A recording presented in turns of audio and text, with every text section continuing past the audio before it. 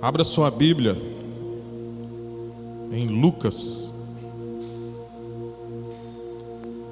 Lucas capítulo 24, versículo 13.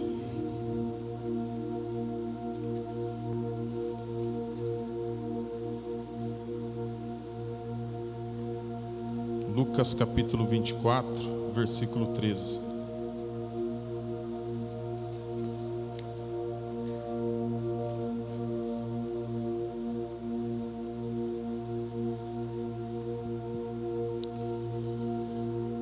Amém ou misericórdia?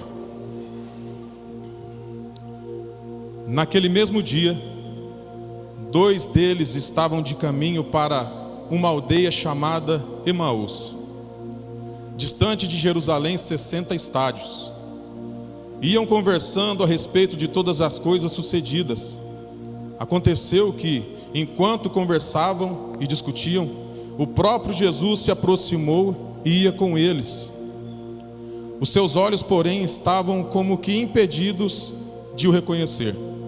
Então lhes perguntou Jesus: que é isso que vos preocupa e de que ides tratando à medida que caminhais? E eles pararam entristecidos. Um, porém, chamado Cleopas, respondeu: és o único, porventura, que, estando em Jerusalém, ignoras as ocorrências destes últimos dias? Ele lhes perguntou: quais? E explicaram o que aconteceu a Jesus, o Nazareno, que era varão profeta, poderoso em obras e palavras, diante de Deus e de todo o povo. E como os principais sacerdotes e as nossas autoridades o entregaram para ser condenado à morte e o crucificaram. Ora, nós esperávamos que fosse ele quem havia de redimir a Israel. Mas depois de tudo isso, e já este é o terceiro dia desde que tais coisas sucederam. É verdade também que algumas mulheres das que conosco estavam nos surpreenderam, tendo ido de madrugada ao túmulo. E não achando o corpo de Jesus, voltaram dizendo terem tido uma visão de anjos, os quais afirmaram que ele vive. De fato, alguns dos nossos foram ao sepulcro e verificaram a exatidão do que disseram as mulheres, mas não o viram. Então lhes disse Jesus: ó nécios e tardos de coração para crer tudo o que os profetas disseram. Porventura não convinha que o Cristo padecesse e entrasse na sua glória? E começando por Moisés, discorrendo por todos os profetas, expunha-lhes o que a seu respeito constava em todas as Escrituras. Quando se aproximavam da aldeia para onde iam, fez ele menção de passar adiante. Mas eles o constrangeram, dizendo: fica conosco, porque é tarde, e o dia já declina. E entrou para ficar com eles. E aconteceu que, quando estavam à mesa, tomando ele o pão, abençoou, e tendo-o partido, lhes deu. Então se lhes abriram os olhos, e o reconheceram, mas ele desapareceu da presença deles. E disseram um ao outro: porventura não nos ardia o coração, quando ele pelo caminho nos falava, quando nos expunha as Escrituras? E na mesma hora, levantando-se, voltaram para Jerusalém, onde acharam reunidos os 11 e outros com eles, os quais diziam: o Senhor ressuscitou e já apareceu a Simão. Amém? Prometo que a leitura vai ser mais longa do que o tempo que eu vou gastar. Podem ficar tranquilos. Irmãos, aqui a gente vê os discípulos, depois de terem ouvido as mulheres, que elas foram ao túmulo, chegando lá tiveram a visão de anjos, que disseram que Jesus estava vivo. Ainda assim, eles pegaram um caminho para outra cidade. E não era para eles terem saído daquela cidade. Jesus tinha dado uma ordem para eles: vocês aguardem em Jerusalém, até que o Espírito Santo venha sobre vocês. E aí sim, vocês vão de Jerusalém, de todas as cidades vizinhas aqui, pregando o Evangelho. Mas esses dois, sabe-se lá por qual motivo, talvez desanimados pelo que tinha acontecido, e até ignorando tudo que eles tinham ouvido, até da própria boca de Jesus, e também das Escrituras, eles ignoram e vão embora. Então o próprio Jesus aparece junto deles e começa a perguntar o que está acontecendo. E Jesus começa a expor a eles todas as escrituras e lembra a eles tudo o que tinha que ter acontecido. Então, no momento em que Jesus parte o pão, eles reconhecem que aquele que falava com eles era Jesus. E um fala: o nosso coração não ardia quando ele falava conosco? Irmãos, quantos de nós aqui não passamos por momentos em que a gente espera ouvir uma palavra, em que alguém venha falar conosco, para fazer o nosso coração arder novamente por Jesus Cristo, para poder trazer a nós de novo aquela fé, sabe, que faz a gente conseguir perseverar, que faz a gente seguir, que não deixa a gente desistir. Irmãos, eu já perdi a conta de quantas vezes eu pensei em desistir. Sinceramente, eu vou dar um testemunho aqui. Teve um dia, eu acabei de pregar, o pastor não estava, eu acabei de pregar, a hora que eu desci, eu não sei o que aconteceu, mas veio uma vontade de desistir, que eu liguei para ele a hora que eu coloquei o pé para fora da igreja. Até o Vitor escutou eu falando para ele alto: pastor, pelo amor de Deus, não me põe para pregar não. Gente, e eu não sei porquê, não sei te explicar. Sinceramente, hoje eu não sei te explicar. Irmãos, a gente aqui já cansou de ouvir muitos versículos da Bíblia, a gente já cansou de ouvir testemunhos, e por algum motivo ou por outro, as coisas vão esfriando, a nossa fé parece que vai esfriando, a gente vai sentindo uma vontade de parar pelo meio do caminho, e a gente fica sempre esperando por isso, que Deus mande um anjo, que mande uma pessoa para poder avivar de novo essa fé na gente, para a gente não parar. Veja bem, se esses discípulos, se eles parassem, se todos eles falassem assim, ó, esse negócio de seguir Jesus não é boa ideia não, gente. Ele que era o mestre, aconteceu isso com ele, imagina a gente. É complicado. O que teria acontecido? Teria parado? Não, não teria parado. Porque aquele que abriu mão de ser verdadeiro com Jesus, que foi Judas, teve outro que assumiu o lugar dele. Meus irmãos, depois que Jesus veio, padeceu e morreu na cruz para que a gente fosse salvo, você pode ter certeza que se eu e você não se dispuser para fazer a obra, Deus vai levantar outro para fazer. E não precisa ter capacidade, não precisa ser muito estudado, porque os próprios discípulos, eles eram homens iletrados, eles não eram conhecedores, não eram doutores de nada, mas precisou que o Espírito Santo viesse e os capacitasse. E eu posso te afirmar que se não for a misericórdia de Deus, se não for pelo Espírito Santo, pela graça dele, a gente não faz nada.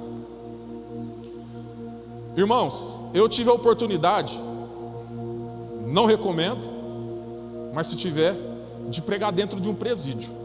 Não fui eu que fui preso, meus irmãos, pode ficar sossegado. Mas eu tive a oportunidade. E é algo incrível, que eu me sinto muito mais, vamos dizer assim, muito mais nervoso aqui do que lá no meio daqueles homens. Não me pergunta por quê. Eu tenho vamos dizer que eu acho que o Espírito Santo ele te dá a ousadia necessária para o lugar que você estiver.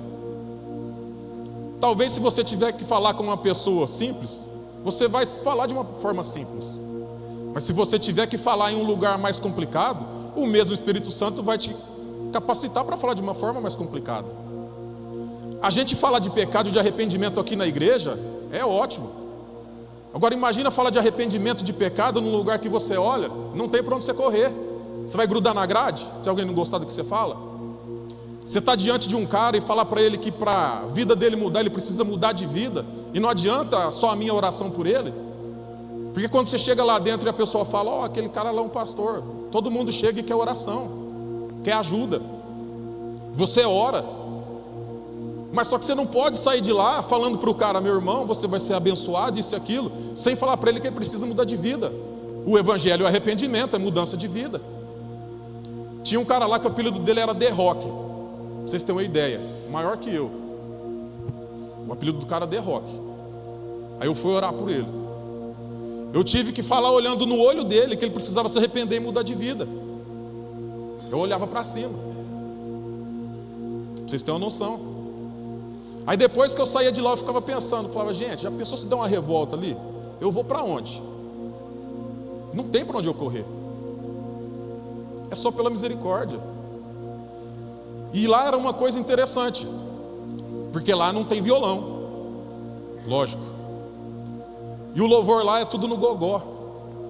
E ali tem gente que compõe louvor, ali tem o cara que traz uma palavra, ali tem o cara que faz uma oração, e aí depois eles dão uma oportunidade para a gente pregar.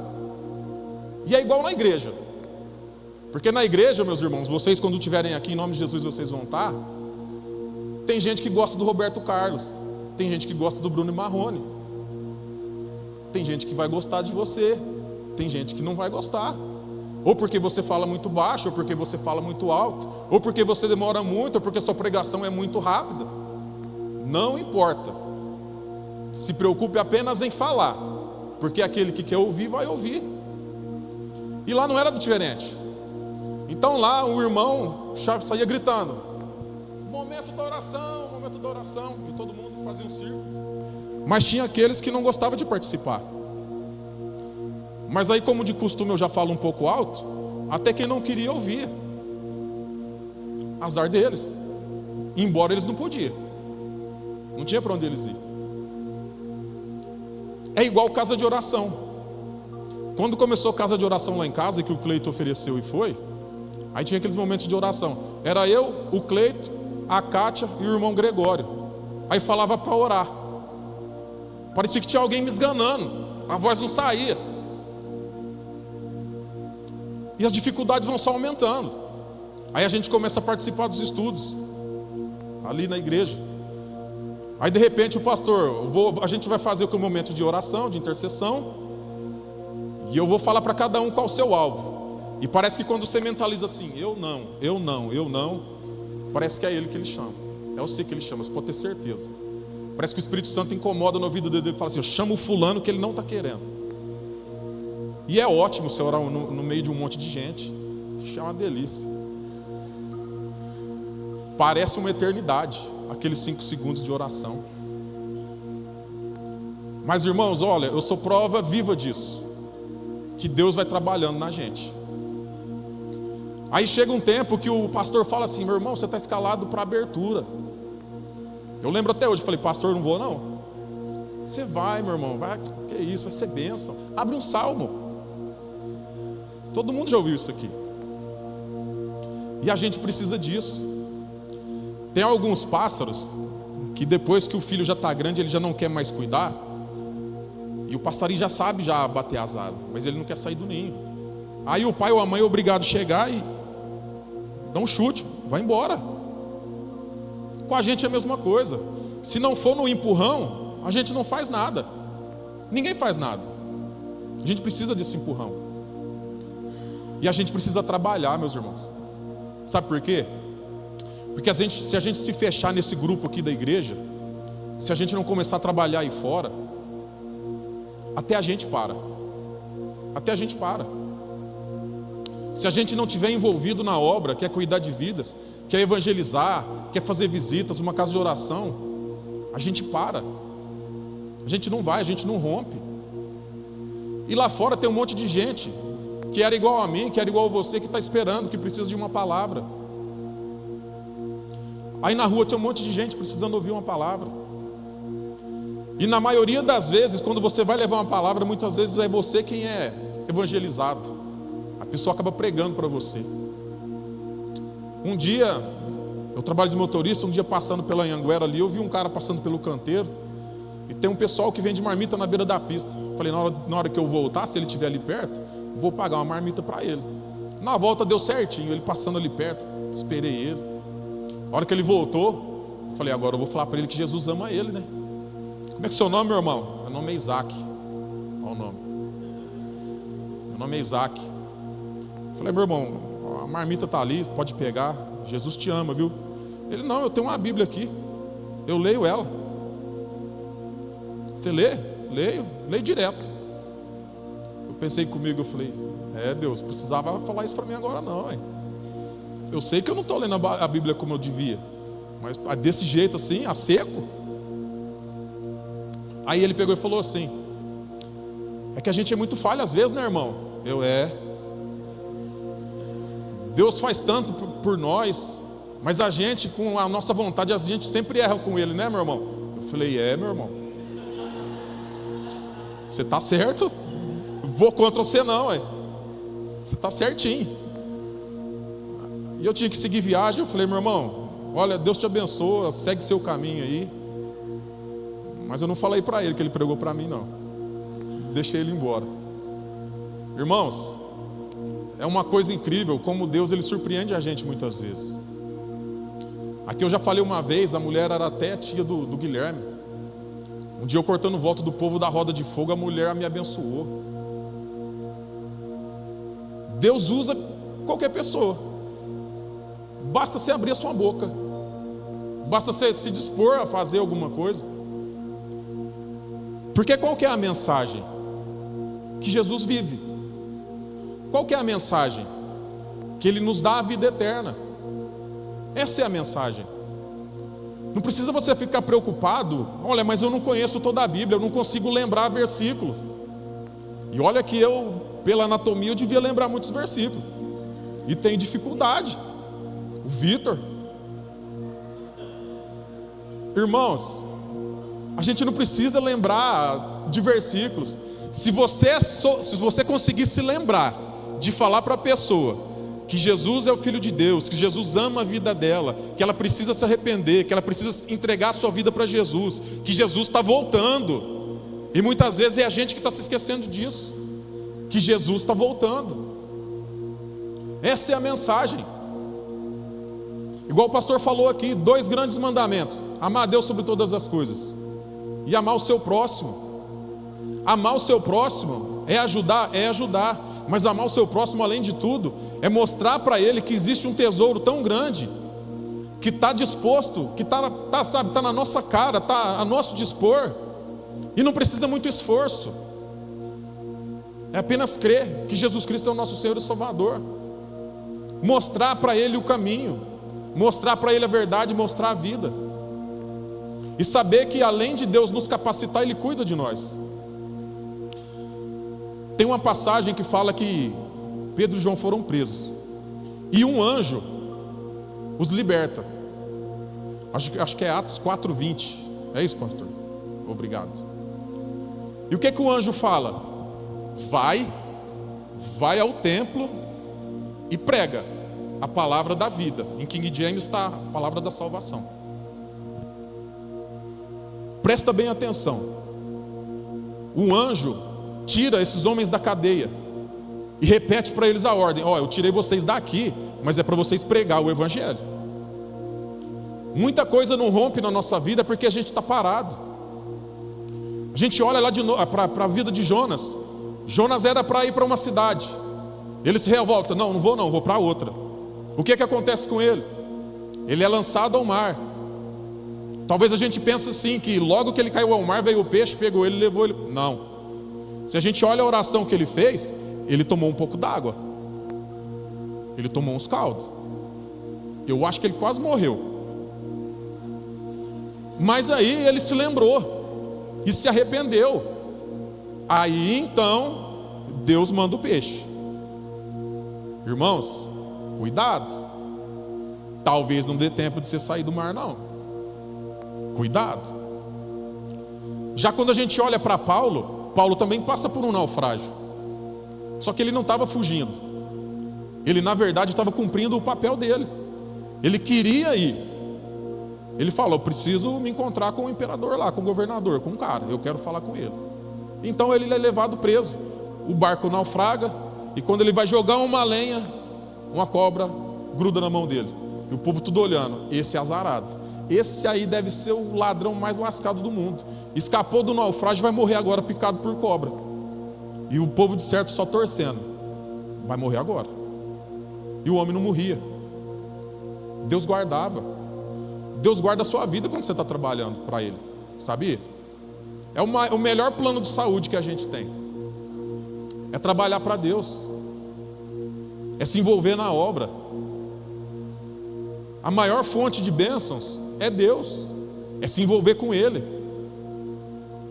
É estar ligado no propósito dEle. É estar no centro da vontade dEle. E o nosso papel é esse. é apenas se dispor. Não fica preocupado com o seu jeito de falar, não fica preocupado com a família que você nasceu, fica preocupado com nada disso. Deus usa todo aquele que se dispõe, todo aquele que se coloca à disposição dele. Amém? Calma um pouquinho aí. Abra sua Bíblia em João, capítulo 1, versículo 35. João, capítulo 1, versículo 35.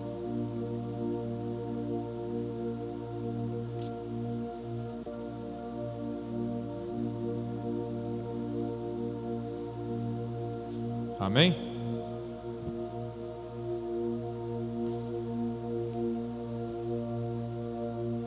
No dia seguinte, estava João outra vez na companhia de 2 dos seus discípulos. E vendo Jesus passar, disse: Eis o Cordeiro de Deus. Os 2 discípulos, ouvindo dizer isso, seguiram Jesus. E Jesus, voltando-se e vendo que o seguiam, disse-lhes: Que buscais? Disseram-lhe: Rabi, que quer dizer mestre, onde assistes? Respondeu-lhes: Vinde e vede. Foram, pois, e viram onde Jesus estava morando, e ficaram com ele aquele dia, sendo mais ou menos a hora 10. Era André, o irmão de Simão Pedro, um dos 2 que tinham ouvido o testemunho de João e seguido Jesus. Amém? Irmãos, João Batista, ele batizava, ele preparava o caminho para Jesus Cristo, que era o Cordeiro. É igual aquela música que a gente cantou aqui agora há pouco, né? Só, irmãos, que existe um grande porém. João, ele cumpriu o seu chamado até o dia da sua morte. Ele não achou que num determinado dia ele merecia uma aposentadoria. Até o dia da sua morte ele trabalhou. Ele se manteve firme.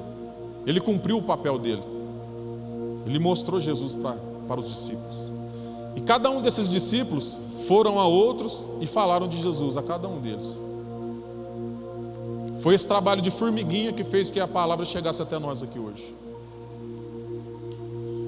Talvez se a gente viesse aqui à frente para se apresentar, você ia falar seu nome, ia falar da sua profissão, ia falar da família que você nasceu, e é quase certeza que você se esqueceria de dizer uma coisa: de que você é discípulo de Jesus e que você tem uma obrigação a cumprir.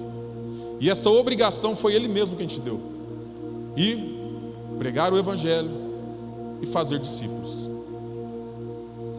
Porque imagina se cada um de nós aqui, ou essa geração de cristãos, se ela morrer.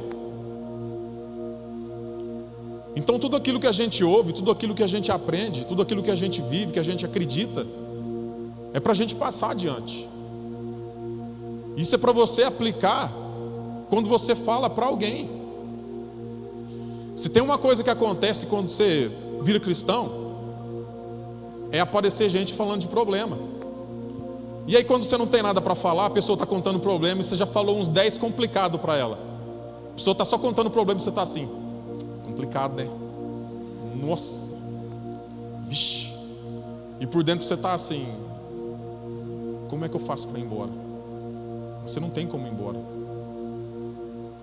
Mas quando a gente entende que quando uma pessoa com problema te procura, é Deus colocando essa pessoa no seu caminho para você falar de Deus para ela. É uma oportunidade de você falar de Deus para ela. Os discípulos, eles eram presos, eles falavam dentro da cadeia, pregavam de Jesus quando eles eram interrogados. Toda hora era hora para pregar. Todo tempo era tempo para pregar. E o seu tempo, a sua hora de pregar o Evangelho é aí fora, no dia a dia. Não é aqui dentro, é lá fora. Irmãos, muitas vezes eu dentro de casa, alguns irmãos que me conhecem há mais tempo, talvez ligavam: irmão, você pode fazer uma oração para um parente meu que está lá em tal lugar? Aí como é que eu ia fazer? Eu ia pegar e repassar, pastor Rafael, tem um cara aqui que eu quero que ora. Como é que eu faço? Vou passar para o senhor. Tinha como? Não tem. Se a pessoa te procurou, ora, irmão. O poder de fazer alguma coisa não está no você não, hein? Aí a pessoa ligava de chamada de vídeo e orava. Um dia, 3 horas da manhã, o pastor teve que ir num lugar para poder orar por uma pessoa. Leandrão, tem como você vir aqui? Tem, vamos. Um dia o pastor não estava aqui na cidade, uma outra irmã ligou: irmão, tem um cara lá que está endemoniado. O irmão viu se está indo, tem como você ir também? Uai, tem, vamos. Uma outra vez foi no pronto-socorro, acho que foi a pastora Raquel que ligou: ó, nós estamos aqui, tem como você ir? Tem, vamos. É bom demais, ué. Ué, você está do lado que está vencendo, ué. A gente já tem um script de um filme. A gente sabe qual é o lado que vai vencer. Se a gente está do lado que vai ganhar, meu irmão, vai tranquilo, vai sossegado. Não vai na sua confiança, vai confiando em Deus. Lembra de Davi? Enquanto todo mundo olhava para Golias e pensava em Golias, como é que eu enfrento esse cara? Davi lembrava do que Deus tinha livrado e sabia que Deus ia livrar ele novamente. Essa deve ser a nossa certeza, que a capacidade não é minha, a força não é minha, tudo vem de Deus. Se alguém te chamar para poder expulsar um demônio, vai com Deus. Não vai ligar para o pastor Rafael para repassar a bola, não. Se alguém te ligar para orar por alguém enfermo, vai orar. Não liga para o pastor Rafael para repassar, não. A gente tem que estar aqui para ajudá-lo. A gente tem que entender que a gente está aqui para ser um suporte para ele. Que da mesma forma que ele nos envia, que ele nos capacita, é para a gente poder aliviar um pouco as cargas. Ele bem sabe quantas vezes eu liguei para ele para encher o saco. Quantas e quantas vezes. Agora imagina você, quantas vezes você já ligou para ele. Multiplica isso por essa igreja e mais as igrejas de fora. É humanamente impossível. E ele também tem a vida dele para seguir. Então ele conta com a gente, Deus conta com a gente, para a gente fazer o nosso papel, para a gente cumprir o nosso papel. Tem essas saídas missionárias para as outras cidades: Guará, Ituverava, para São Benedito, Guaíra. Isso demanda pessoas. Deus não vai enviar anjo igual fez antigamente aqui para as mulheres, para anunciar. Deus precisa de você e de mim para poder fazer isso. Da gente ir anunciar o Evangelho. Da gente abrir uma casa de oração aqui na nossa própria cidade, se não puder sair para fora. A pergunta que fica é: o que é que eu estou fazendo? A gente cantou aqui num dos louvores que a gente está gastando a vida para Deus. Mas de fato, eu falo por mim mesmo, muitas vezes eu não faço isso. Muitas vezes a gente falha, a gente não gasta. Se eu falasse para você que toda vez a gente vai cumprir o propósito feliz e alegre, não, muitas vezes você vai quebrado, mas você vai. Porque a mesma necessidade que você tem de Deus, você compreende que a outra pessoa que você está indo lá para falar de Deus, ela também necessita de Deus. Não é necessidade apenas nossa. Amém? Irmãos, uma igreja, para ser triunfante, ela precisa ser atuante. E ela precisa da nossa vida. Ela precisa de nós lá fora fazendo alguma coisa. Não é apenas vindo aos cultos na quinta e no domingo, e depois, quando a gente sai daqui, a gente não faz nada. Porque o Evangelho, ele é propagado através de vidas, através da minha e da sua. Tudo aquilo que você já viveu, tudo aquilo que você experimentou, que você ouviu, é para ser repassado, para ser falado. A nossa própria família precisa ser alcançada. Só que muitas vezes não vai ser através da nossa vida. Santo de casa não faz milagre. Vai depender de alguém. Mas você pode ter certeza que enquanto você estiver se preocupando com a vida de outras famílias, Deus vai colocar alguém para poder ir lá na sua casa, no meio da sua família, para poder evangelizar a sua família. Você pode ter certeza disso. Deus, ele não fica devendo nada para a gente. E você acha que ele ia dever uma coisa dessa? Enquanto você se preocupa com vidas, ele ia deixar sua família ficando para trás? Não vai. Você pode ter essa confiança. Amém? 9h. Para encerrar, vou pedir para vocês abrirem em 2 Timóteo, capítulo 4, versículo 6.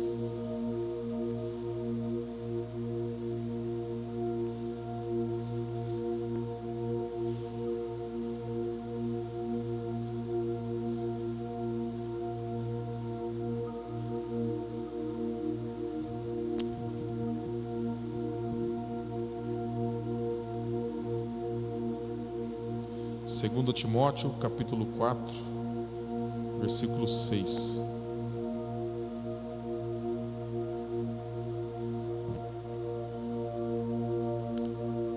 Amém?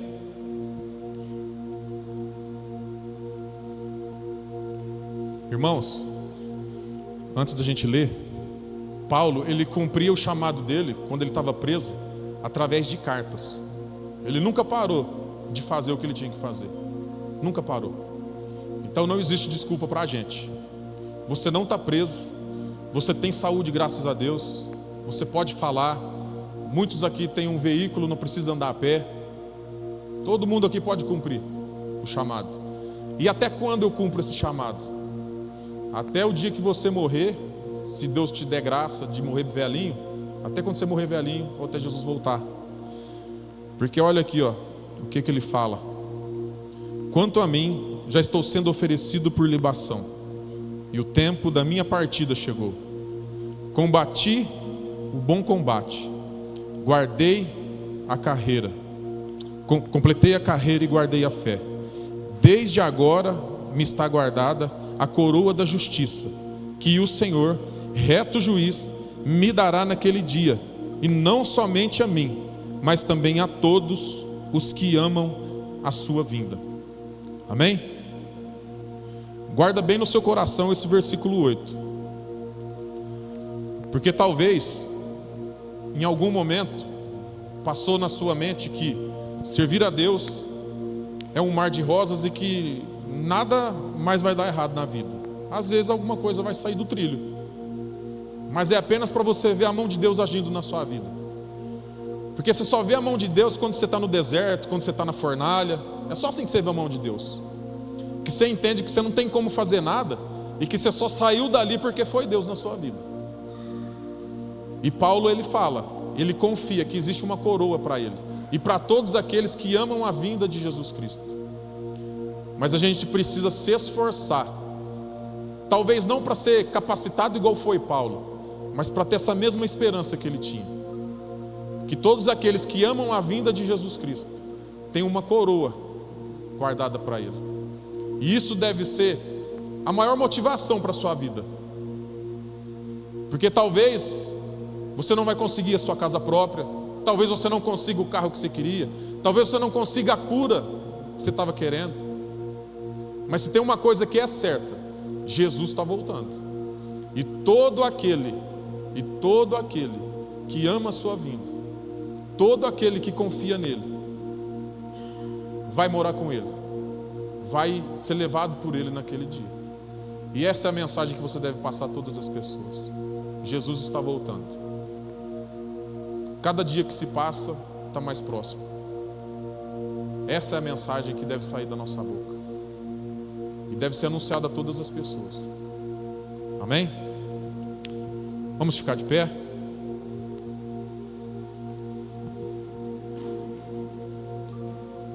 Irmãos, esse chamado para servir é para todos nós. Talvez você está aqui, é novo na igreja, é novo convertido e ainda não serve, ainda não tem trabalhado na obra. Ou talvez você é alguém que está afastado da obra, que precisa retornar a cumprir o seu chamado, o seu propósito. Irmãos, a gente é tão responsável no nosso trabalho, a gente não quer faltar, a gente se prepara para poder fazer da melhor forma. Então por que quando Deus fez um chamado para a sua vida, você não vai tratar com muito mais honra. A gente precisa saber que quando a gente foi chamado, a gente não foi chamado por homens, foi através de homens, mas quem te escolheu foi Deus. Ele tem um propósito para cumprir na sua vida e através da sua vida, e você não pode ficar empurrando isso com a barriga, ficar procrastinando, deixando para a semana que vem.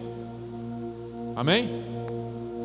Então eu queria te pedir, mas me esqueça aqui, Deus quer te pedir que você volte a servi-lo o mais rapidamente possível, para que quando você for encontrado por Ele, você seja encontrado servindo, com a mão no arado. Amém? Então eu queria chamar aqui à frente, você que talvez está afastado, você que tem a vontade, o desejo de servir a Deus. Os pastores vão estar aqui para poder orar pela sua vida, para poder te ungir para esse envio. Amém? Não é por pressão e nem por obrigação, mas se você estiver disposto, vem aqui à frente.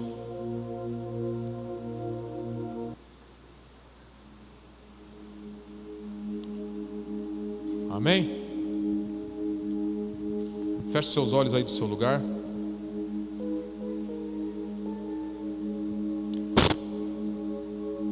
Pai, o Senhor que sonda o coração e a mente de todos nós. Pai amado, eu peço que o Teu Espírito Santo esteja sempre incomodando cada um de nós, de que nós temos, Senhor Deus, um trabalho para cumprir aqui na face da terra. E esse trabalho, Senhor Deus, nos foi passado, nos foi ordenado pelo Teu próprio Filho Jesus. Que cada um de nós, verdadeiramente, e não apenas, Senhor Deus, dos lábios, tenhamos um amor verdadeiro pelas pessoas.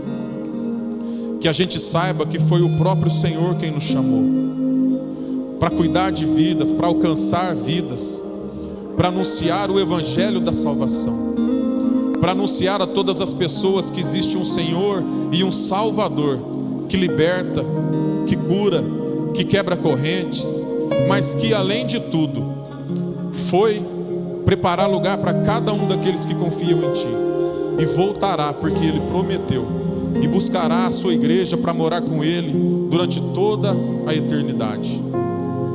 Pai, eu quero pedir a Ti, Senhor, em nome de Jesus, que o Senhor esteja derramando a Tua unção, a capacitação, Pai amado, que vem diretamente do Seu trono, para que desde o mais simples ao mais letrado, que do mais jovem ao mais velho, que eles sejam capacitados pelo Teu Espírito Santo, para que possam, Senhor Deus, estar Te servindo, estar trabalhando na Tua seara, alcançando vidas, curando enfermos, expulsando demônios.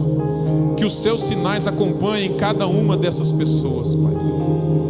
Que o Teu Espírito Santo esteja sobre cada uma dessas pessoas, fortalecendo a cada dia, para que eles possam perseverar, Pai amado, em nome de Jesus Cristo. Senhor Deus, incomoda todos aqueles que um dia estiveram com a mão no arado, mas por algum motivo, Senhor Deus, desanimaram. Pai amado, traz de novo a mente deles, Senhor Deus, e ao coração tudo aquilo que o Senhor prometeu, todas as Suas promessas, todos os livramentos, Pai. Que eles compreendam, Senhor Deus, que o melhor lugar que você pode estar é na Sua casa, é Te servindo. Senhor, em nome de Jesus Cristo, que os nossos pés se apressem a anunciar o Evangelho da salvação, Pai. Em nome de Jesus Cristo, Senhor Deus. Em nome de Jesus.